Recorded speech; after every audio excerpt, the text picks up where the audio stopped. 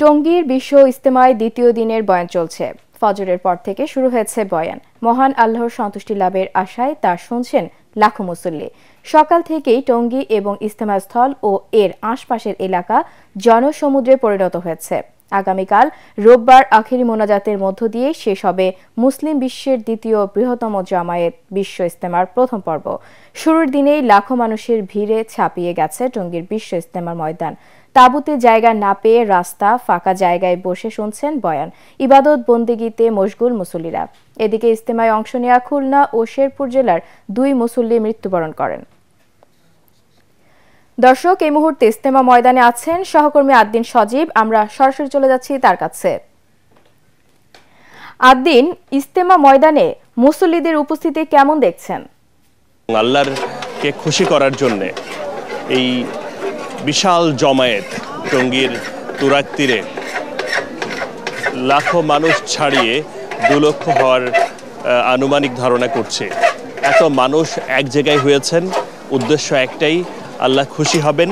আল্লাহর দিনের যে আলোচনা, রাসূল সাল্লাল্লাহু আলাইহি সাল্লামের যে বার্তা, সেই বার্তাগুলো তারা শুনবেন। সকাল থেকেই অর্থাৎ বাদ ফজর বয়ান শুরু হয়েছে। এরপরে বয়ান করেছেন এখানে যে আলোচকরা রয়েছেন, সেই বয়ান সকাল থেকেই তারা শুনেছেন এবং মাঝে দিয়ে 9টার পরে একটু বিরতি হয়েছে নাস্তা সহ অন্যান্য জরুরি প্রয়োজন সারার জন্যে। এরপরে 10টার দিক থেকে তালিম শুরু হয়েছে, অর্থাৎ এই টঙ্গীর তুরাগ তীরের এই ময়দানে অসংখ্য শত শত আপনার খিত্তা রয়েছে। সেসব আলাদা আলাদা যে খিত্তা এবং বিভিন্ন জোন থেকে, বিভিন্ন এলাকা থেকে যেসব মানুষ এসেছে, দেশের প্রায় 41টা জেলা থেকে যতটুকু তথ্য আমাদের কাছে আছে, তারা এসছেন এবং এই খিত্তাগুলোতে তারা যে অবস্থান করছেন সেখানে তালিম শুরু হয়েছে এবং এই তালিম চলবে প্রায় 12টা নাগাদ। তারপরে বাদ জোহরের জন্য নামাজ সহ অন্যান্য যে খাবারের প্রস্তুতি সেটাও চলবে। একই সঙ্গে এখনও কোনো প্রক্রিয়া শুরু হয়েছে, সেসব বিষয় চলছে।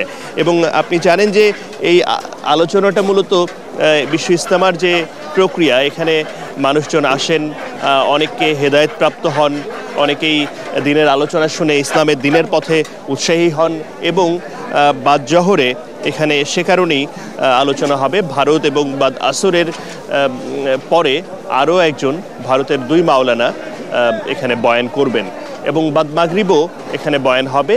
সব মিলিয়ে তারা এখানে অনেকেই সিদ্ধান্ত নেবেন যে এখান থেকেই বাংলাদেশের বিভিন্ন প্রান্তে এমনকি বিশ্বেরও কোনো দেশে তারা দিনের দাওয়াত দিতে ছড়িয়ে পড়বেন, এমন কিছু সিদ্ধান্তও হবে।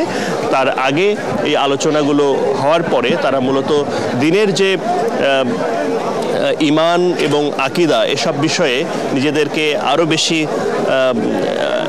বেশি সুদৃঢ় করবেন, আরও বেশি নিজেদেরকে মনোযোগী করবেন আল্লাহর দিনের পথে। সেসব বিষয়গুলোতেই মূলত মনোযোগী হচ্ছেন মুসল্লিরা, যারা বিভিন্ন প্রান্ত থেকে এসছেন। তারা মনে করেন যে কোনো রকমের হিংসা বিদ্বেষ নয়, ইসলাম ঐক্যর কথা বলে এবং সেই ঐক্যর মধ্যে থেকেই তারা আল্লাহর দিনের পথে দিন প্রতিষ্ঠায় কাজ করে যাবেন। মূলত এই ছিল এখানকার বিশ্ব ইজতেমার সবশেষ খবর।